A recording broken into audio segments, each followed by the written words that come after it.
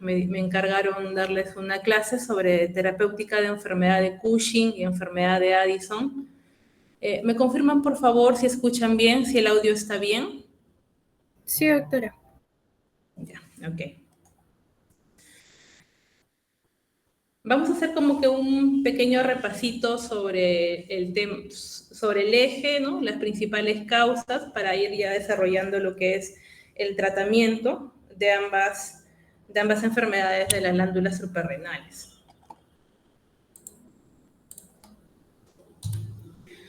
Es importante siempre recordar el eje, ¿no? Sabemos que a nivel del hipotálamo se va a producir la hormona liberadora de corticotropina, ¿no? CRH, que esto va a responder, en este caso, a estresores como la hipolicemia, la hipotensión, fiebres, traumatismo, cirugía, y sobre todo recordar que tiene un ritmo circadiano, ¿no? De sueño y de vigilia. La hormona liberadora de corticotropina va a ir pues a nivel, en este caso, de la hipófisis, de la adenohipófisis, a estimular la producción de ACTH, que a su vez va a estimular la producción de cortisol mediante pues la esteroidogénesis a nivel de las glándulas suprarrenales, ¿no? Y por lo normal es porque por feedback negativo, en este caso, se vaya a producir una supresión, ¿no? En condiciones normales. Vemos que el cortisol va, en este caso, a participar en el metabolismo tanto de la glucosa, de las proteínas, de los lípidos y también a nivel del sistema cardiovascular. Este estímulo de la ACTH se va a dar pues a nivel de las glándulas suprarrenales, recordemos siempre la corteza y las tres zonas, ¿no? Glomerular, fascicular, reticular y bueno, la médula, que en este caso no vamos a hablar de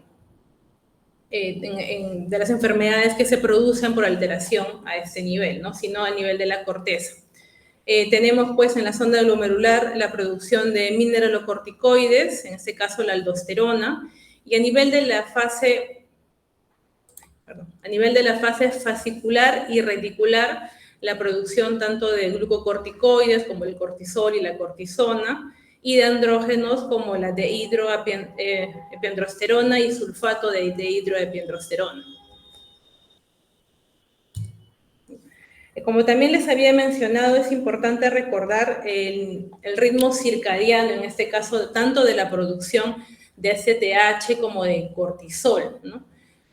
Como verán aquí en la imagen, se ve un esquema pulsátil y sobre todo el mayor porcentaje, en este caso tanto de ACTH como cortisol, el pico lo vamos a tener durante la mañana, a las 8 de la mañana, y tenemos un pequeño pico también entre las 4 y 6 de la tarde, ¿no? Eso es importante sobre todo recordar en el momento que veamos la terapéutica. Entonces, bajo estos conceptos tenemos pues el síndrome de Cushing como tal, ¿no? El síndrome de Cushing que es un cuadro clínico tanto de síntomas y de signos que van a resultar de una exposición prolongada, en este caso a corticoides, ¿no? En la imagen vemos a Harvey William Cushing, que es un médico neurocirujano que describió por primera vez esta entidad en el año 1932, documentando justamente pacientes que presentaban adenomas hipofisiarios con glándulas con síntomas de hiperfunción adenocortical.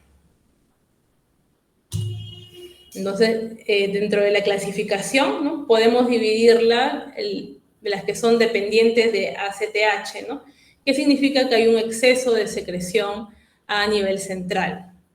Ahora, cuando este exceso de secreción es por un tumor hipofisiario, es que se va a llamar enfermedad de Cushing, ¿no? Y cuando es una secreción ectópica, bueno, también viene a ser dependiente de ACTH, pero ya no lleva ese nombre como tal, que viene a ser, en este caso, el tumor fuera de la hipófisis. Y lo que no son dependientes de ACTH, que se debe en este caso, por un tumor en la glándula suprarrenal que va a formar un exceso de cortisol, ¿no? Aquí falta también el que es iatrogénico, que el paciente se lo causa por el uso no indiscriminado, en este caso, de corticoides. Bueno, en esta imagen es sobre todo para hacer un resumen de los principales síntomas y, bueno, sobre todo signos, ¿no? Del exceso de la exposición de glucocorticoides. Vamos a tener una disminución de la liberación de hormonas gonadotrópicas como el HFSH, de la disminución de la TSH, hormona de crecimiento. A nivel de esto del sistema nervioso central también puede presentarse depresión y psicosis, aumento de la presión intraocular, ¿no? Formando glaucoma. Definitivamente hay alteración en los hidratos de carbono, hay una mayor resistencia a la insulina. En general, pues un efecto diabetogénico global, se puede desarrollar diabetes en este caso por el exceso de corticoides, pueden presentarse también úlceras a nivel gástrico, a nivel cardiovascular y renal hay un aumento de la retención de sal y agua, se puede producir hipertensión, hay una distribución de tejido adiposo, sobre todo a nivel central, ¿no? Lo llamado obesidad central o centrípeta. En el metabolismo óseo también hay una presencia de osteoporosis y por la disminución de la masa ósea. A nivel de piel, de músculos, de tejido, hay una descomposición del colágeno, hay un adelgazamiento de la piel, lo que produce atrofia muscular. En el crecimiento y desarrollo también hay una disminución del crecimiento lineal, pero esto se va a ver sobre todo en niños, en donde se aprecia una disminución de la velocidad de crecimiento o talla baja, ¿no? En el sistema inmunitario, si bien es cierto hay una acción antiinflamatoria, hay una inmunosupresión, sobre todo hay una disminución de los linfocitos, ¿no? Entonces, en esta imagen vemos sobre todo lo que hemos estado comentando sobre los principales síntomas, una pletora facial, facie de luna llena, presencia de osteoporosis, las famosas posestrías rojo-vinosas, una marcada disminución de la masa muscular en miembros inferiores. Aquí también tenemos otras imágenes, sobre todo puedes destacar la obesidad, en este caso central, las estrías. Entonces, ya enfocándonos en este caso en el tratamiento como tal, los principales objetivos van a ser, primeramente, es eliminar o disminuir la masa tumoral, ¿no? Controlar el hipercortisolismo, preservar la función como tal de la hipófisis y pues revertir los síntomas causados, en este caso, por la enfermedad. Es importante también pues recordar que la mortalidad global en enfermedad de Cushing es el doble de la población general. El riesgo relativo de muerte para la enfermedad es persistente. Los pacientes con enfermedad de Cushing en remisión parecen no tener la mortalidad incrementada y el desarrollo de la hipertensión y la diabetes son factores de riesgo de peores desenlaces. Como mencionábamos, el tratamiento de primera línea va a ser pues una resección inicial de la lesión primaria, ¿no? Causante del síndrome de Cushing. A menos que la cirugía no sea posible, ¿no? O no haya poca probabilidad de reducción significativa. Eso sobre todo es con trabajo conjunto con el neurocirujano, dependiendo de la ubicación y sobre todo de la extensión. Entonces, dentro de estas alternativas, lo que se realiza es una adenomectomía transfenoidal selectiva y pues las guías luego que sea por un cirujano que tenga experiencia en cirugías, en este caso de hipófisis. Luego de la cirugía como tal, se recomienda medir T4 libre, prolactina en las primeras 2 semanas para evaluar un posible hipopituitarismo manifiesto, ¿no? La deficiencia adquirida de prolactina es un marcador de hipopituitarismo que puede ocurrir inmediatamente después de la cirugía. Y pues la resonancia de hipófisis postoperatoria, entre 1 o 3 meses post resección, pueden hablarnos pues de una operación exitosa, ¿no? Que son, sobre todo, cápites que hay que tener en cuenta luego de que se realice la cirugía. Ya, luego de la operación, para ver lo que es una remisión inicial, ¿no? Se pide cortisol sérico matutino menor a 5, ¿no? Entre los 7 días de esta evaluación, o un plurinario menos de 10 a 20 microgramos. Las series reportan pues que hay un mayor éxito con la remisión en microadenomas que en este caso en presencia de macroadenomas. También existen opciones terapéuticas de segunda línea, ¿no? Es sobre todo cuando ya han sido sometidos pues, a una cirugía y no se ha logrado, en este caso, una resección total, ha quedado parte del tumor, ¿no? En estos casos se puede repetir la cirugía, se puede optar por una radioterapia, se puede optar también por tratamiento médico y ya lo último sería pues una adrenalectomía bilateral que es mucho más riesgosa y ya no se recomienda tanto como en el pasado por las otras opciones terapéuticas. Entonces, cuando se propone repetir la cirugía transfenoidal, sobre todo es cuando hay una evidencia de resección incompleta, cuando podemos ver todavía la lesión hipoficiaria en imágenes, ¿no? Ahora, la adrenalectomía bilateral que se usaba mucho más en el pasado, sobre todo es cuando hay una secreción de ACTH ectópica oculta no identificable, ¿no? Es un tratamiento de emergencia, definitivamente, para preservar la vida del paciente, ¿no? Siempre se valora riesgo-beneficio y cada tratamiento tiene que ser individualizado según el caso, ¿no? del paciente. Otra opción también puede ser la radioterapia o radiocirugía, ¿no? Entonces, las indicaciones son cuando hay fracaso de la cirugía, en este caso transfenoidal, cuando hay una enfermedad de Cushing recurrente, ¿no? O también hay una presencia, un efecto de masa. Ahora, el efecto de la radiación se va a dar en meses o puede ser inclusive en años. El problema es que no es tan efectiva. Ahora, en lo que es el tratamiento médico, podemos ver agentes que actúan a nivel central, ¿no? Como la cabergolina y el paseriotide, a nivel de la hipófisis, o como inhibidores de la esteroidogénesis, que esto va a ser pues, a nivel de la corteza suprarrenal, o como antagonistas de los receptores de glucocorticoides, ¿no? Como es la mifepristona. Estos medicamentos van a seguir más o menos las siguientes condiciones. En el caso de los inhibidores de la esteroidogénesis, un tratamiento de segunda línea, ¿no? Tras una cirugía transfenoidal o radioterapia. Recordemos pues que la radioterapia, el efecto puede demorar meses, hasta el año.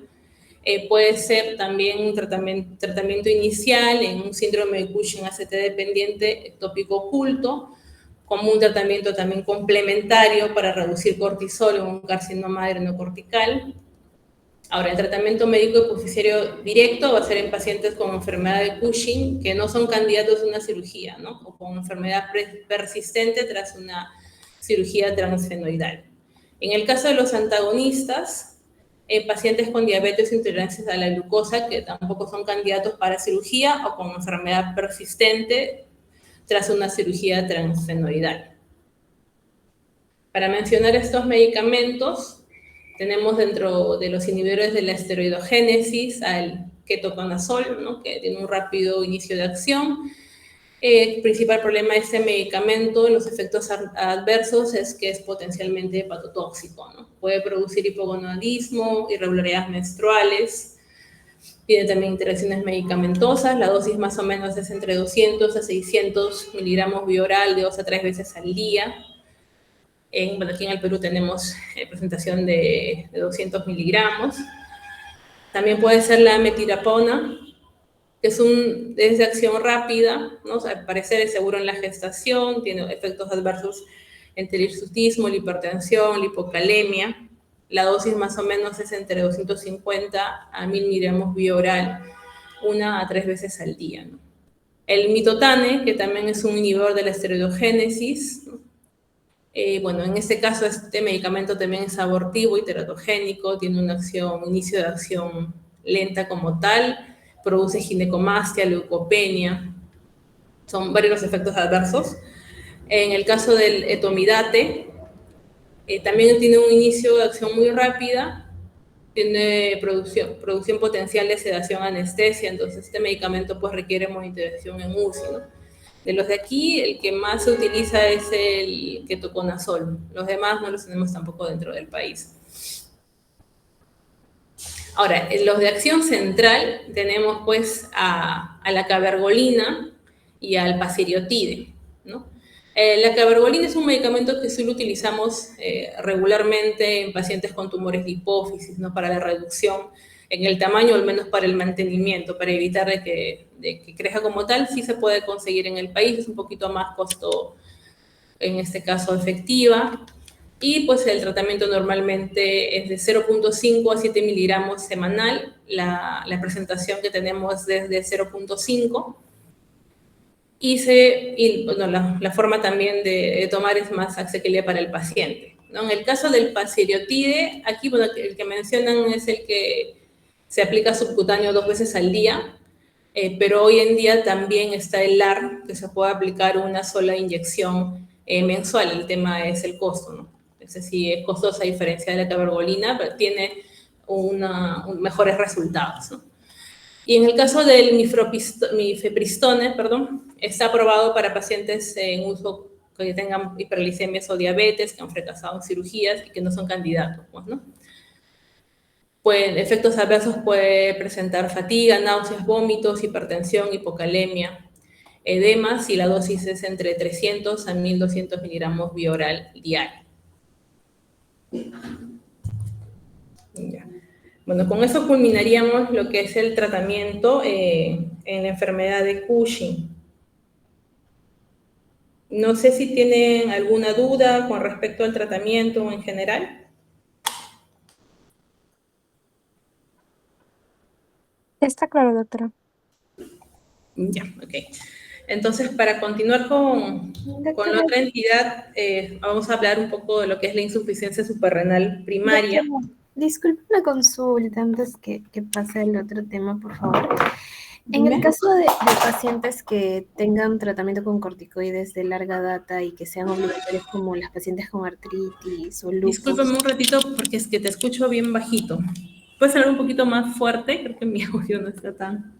Sí, doctora. En el caso, le mencionaba de pacientes que tengan tratamiento de larga data, por ejemplo, las de pacientes con artritis o lupus, Ya. y hayan hecho algún, en este caso, el síndrome de Cushing, ¿qué tratamiento, cómo se podría solucionar en esos casos? Ah, ya. Claro, en realidad una de las cosas más frecuentes es el síndrome de Cushing, se le conoce como iatrogénico o exógeno, ¿no? El que justamente se produce luego de los que pacientes tienen un uso prolongado de corticoides, tanto de vía oral y también se ha visto últimamente también, inclusive los de vía tópica. En este caso, lo que se tiene que hacer es hay una disminución progresiva, ¿no? Hoy en día, muchas de estas enfermedades que antiguamente el tratamiento principal era corticoide, existen otras opciones como son las terapias biológicas.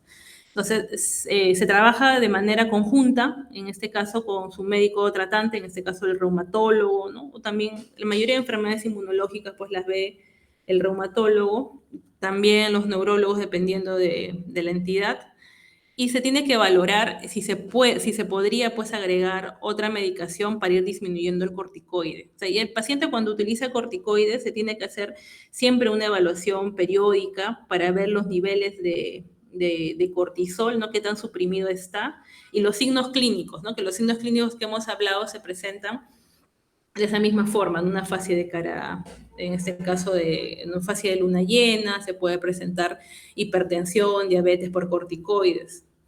Ahora, la solución es el retiro, en este caso del corticoides. Ahora, cuando ya el paciente lleva más de 3 semanas de uso de corticoides, ya hay una alteración del eje, entonces la disminución tiene que ser progresiva para evitar una insuficiencia suprarrenal por déficit de corticoides, ¿no? Gracias, No sé doctora. si... Es, ya. Entonces, ¿alguna otra duda?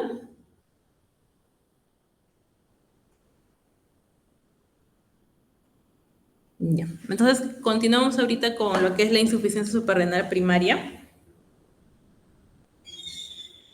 Y entonces, ese es ya el otro extremo, pues, ¿no? Esta entidad se produce por una deficiencia de glucocorticoides o mineralocorticoides, que se da, pues, por insuficiencia adrenocortical como tal, ¿no? Que puede ser por una destrucción o disfunción de la corteza.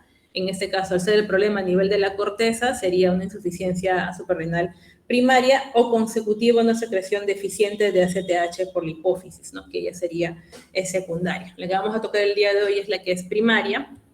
Quien la describió por primera vez fue pues esto del doctor Thomas Addison, ¿no? De hecho por eso lleva su nombre. En aquella vez que bueno, que realmente la descripción fue sobre todo de los casos de etiología autoinmune, ¿no? Que era más de un 80%. Entonces, como estábamos mencionando, si es de causa primaria es porque hay una destrucción como tal de la glándula. En el pasado, la principal causa era infecciosa, tuberculosis, ¿no? Hoy en día, la principal causa es autoinmune. Existen también otras causas como son las neoplásicas, amiloidosis, sarcoidosis, quirúrgicas, ¿no? Pero estos son en menor cuantía.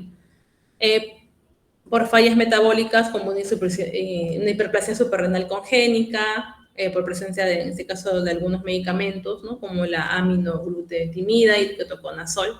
Y las secundarias que pueden deberse a un hipopituitarismo, que puede ser por radiación, por cirugía, o en el caso, como estábamos conversando, pues, ¿no? De un paciente con un síndrome de Cushing, una enfermedad de Cushing, un tumor de hipófisis, se realiza resección, se presenta en este caso un hipopituitarismo, ¿no?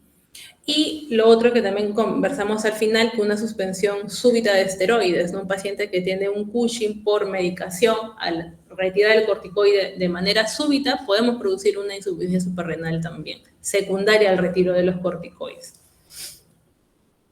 Entonces, los principales síntomas, no, los más importantes, debilidad, anorexia, presencia de náuseas, pérdida de peso, hipoglicemia, hipotensión, la pigmentación de la piel, ¿no? Lo que es debido a la deficiencia de mineralocorticoides, sobre todo, pues, sacamos mucho lo que es el tema de la hipotensión por la disminución del gasto cardíaco.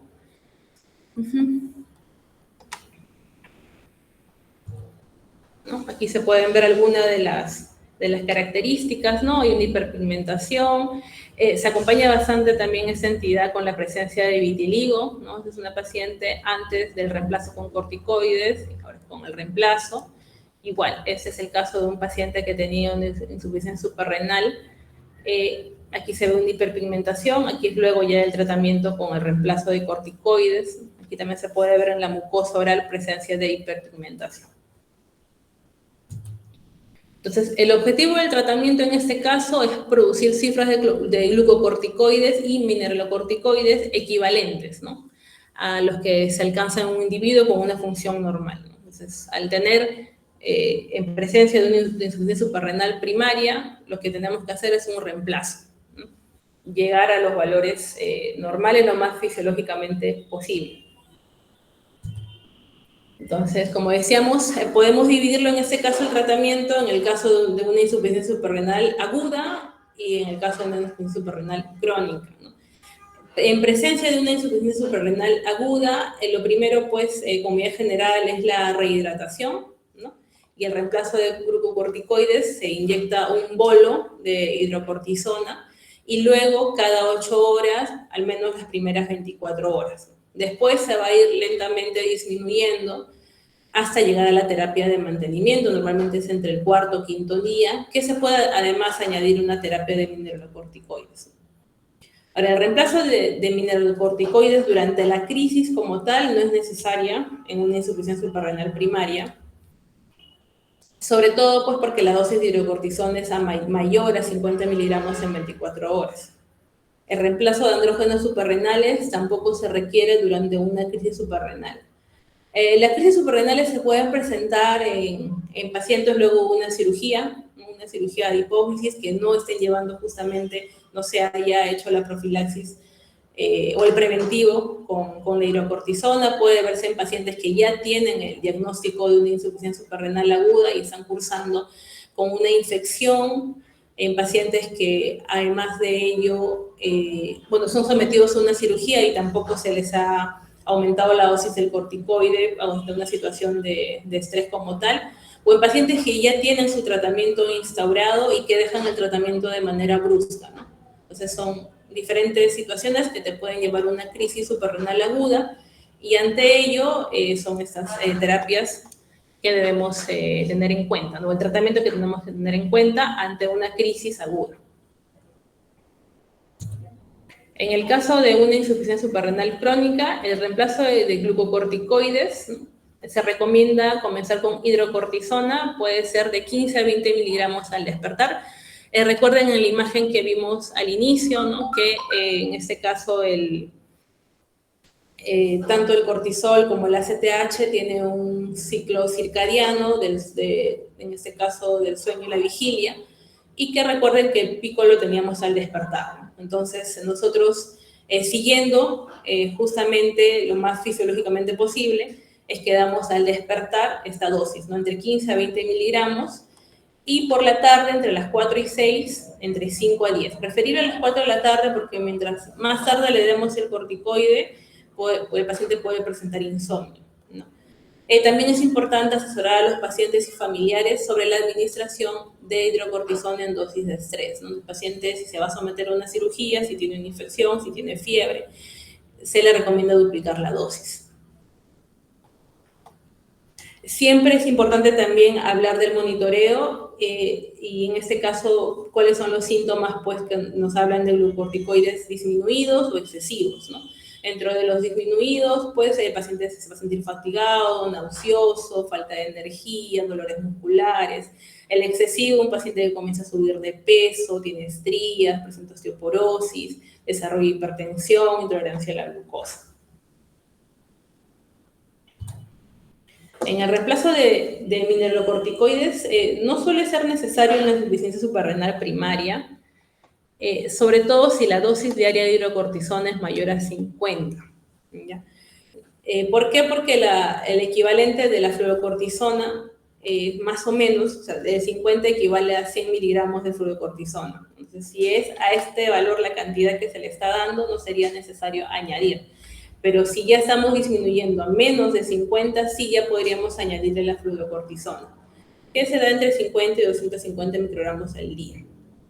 Igual, el monitoreo del mineralocorticoide, sobre todo, es detectando signos de reemplazo si hay insuficiencia, ¿no? Como si el paciente comienza a presentar hipotensión ortostática, pérdida de peso, hiponatremia. Y en el caso de que estemos en exceso, es lo contrario, aumento de peso, hipertensión o hipernatremia. El reemplazo de andrógenos suprarrenales pues, se recomienda generalmente en mujeres, ¿no? En una dosis única de 25 a 50 miligramos por la mañana, que puede mejorar el estado general. Ahora, importante también es la prevención de la crisis suprarrenal, ¿no? Se recomienda a los pacientes que tienen esta enfermedad tener un brazalete o una identificación en el que les explican, pues, ¿no? Que tienen un uso prolongado con esteroides, sobre todo si el paciente presenta una descompensación y no tiene un familiar cercano, ¿no? También es importante que los pacientes que han recibido tratamiento con glucocorticoides exógenos durante más de 2 o 3 semanas, que es cuando el eje se mueve, no se interrumpa el tratamiento de manera abrupta, ¿no? Que se puede ahí también producir una crisis suprarrenal. Eso de aquí también se recomienda en un mundo ideal tener un kit de autoinyección de hidrocortisona de emergencia y de que el paciente sepa cómo utilizarlo, ¿no? Y que el paciente también educar, ¿no? La educación siempre va a ser importante, de que ante una situación de estrés, en este caso, se debe duplicar la dosis de hidrocortisona y solicitar asistencia médica, ¿no? Si hay vómitos, ¿no? O no están disponibles vía oral, en este caso de la forma parenteral. En cirugías menores, generalmente se da un bolo de 100 miligramos de hidrocortisona. En cirugías mayores, además del bolo, se da un mantenimiento cada 8 horas y luego se va disminuyendo según la presencia de los síntomas.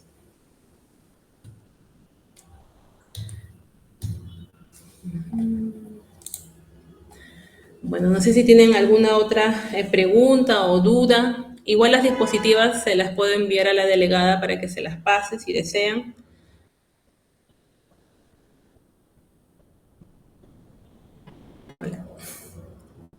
Sí, doctora, sería muy amable que le mandara delegada, por favor. Muchas gracias. Ya, entonces te paso las diapositivas. Ha sido un gusto. Conmigo será hasta otra oportunidad.